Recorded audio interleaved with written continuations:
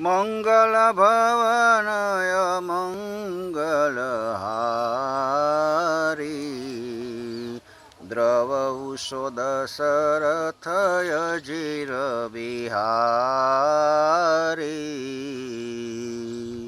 રામચરિત માનસનો બાલકાંડ તુલસીદાસજીએ શરૂ કરતા પહેલા શ્લોકમાં લખ્યું, વર્ણાનામ અર્થસંઘાનામ રસાનામ છંદસામપી મંગલાનામ ચ કર્તારો વંદે વાણી વિનાયકો।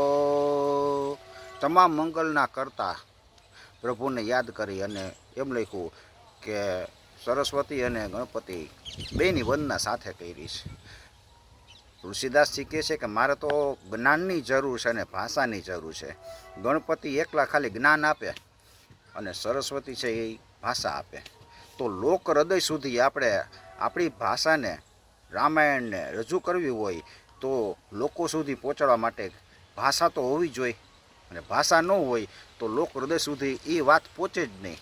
એટલે તુલસીદાસજીએ ગણપતિ અને સરસ્વતીની બેયની સાથે વંદના કરી છે। સિયાવર રામચંદ્ર કી જય।